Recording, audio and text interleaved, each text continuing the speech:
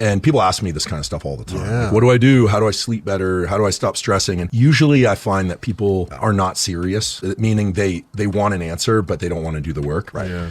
So I was like, look, it's really simple. Can you not eat until 2 p.m.? I was like, yeah. I'm not hungry in the morning. I'm like, great, drink coffee, drink water, and in the morning get up and just either run or get on some exercise bike and just pedal like someone's chasing you with a syringe full of poison. Right in the morning after when you wake up. Yeah, or, after a few minutes. Well, I have questions about this Early because day. I'm the opposite, right? I find it hard for me to gain weight and stuff like that. So please continue, though. I got this question after. Yeah. So, the reason I felt any sense of agency in giving this information is, I've done a bunch of different things in neuroscience related to vision and neuroplasticity and stress, but I've done some work and continue to do some work with special operations and some of these groups that are interested in how you use biology to improve human performance over long periods of time. Okay. So, basketball players, military, these kinds of things. And so there's a pretty straightforward formula where when you've been asleep all night, your fuel reserves, like you've got fuel in your fat. You guys don't have any of that, but you got fuel in your fat, you got fuel in your muscles that can be burned, and you got fuel in your liver. It's called glycogen. And when you wake up early, all of that is as low as it's going to be because you haven't been eating anything. Got you.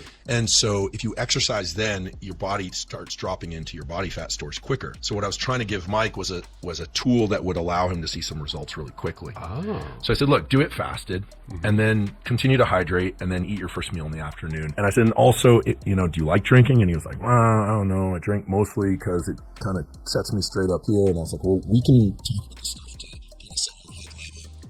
He wasn't spun out. He just obviously was medicating with alcohol. Sure.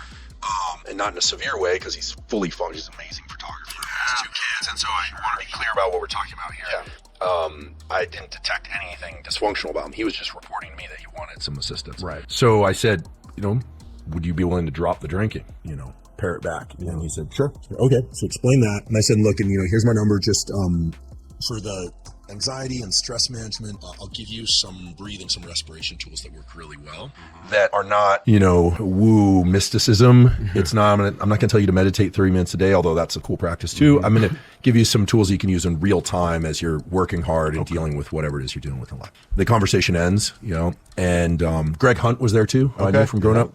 Talked to Greg a little bit. And then a year later, Mike reaches out and says, hey man, thanks for all that stuff you gave me. I was like, oh, cool. And he's like, I lost 60 pounds and I haven't had a sip of alcohol since we talked last and feeling pretty good. Damn. And I was like, so how did you do it? He's like, well, I get on the bike and I pedal as hard as I can and like someone chasing me with a syringe full of poison. I was like, he remembered. And I was so impressed. Like very few people can just take the menu and just do it. Right? Maybe it's his Midwest upbringing.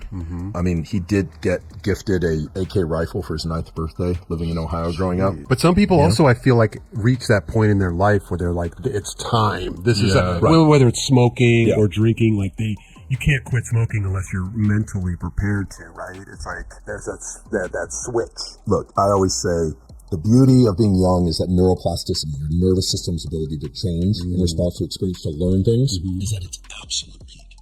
However, you don't have that much control over your life when you're young, right? Especially when you're really young. As you get older, it gets harder to change your nervous system, but you can do it. But the advantage you have is that you can direct exactly what changes you want to happen. And so there are 2 different ways to change your nervous system depending on whether or not you're younger or you're older. And it's not like the gate drops right at 25. It just tapers off. Mike made the decision, and I always say, if somebody is an adult, you can't change their mind. Right. You literally can't. They have to make the decision to do that. And he flipped the switch. He flipped it. And he's still there. And I think he feels much better physically. And then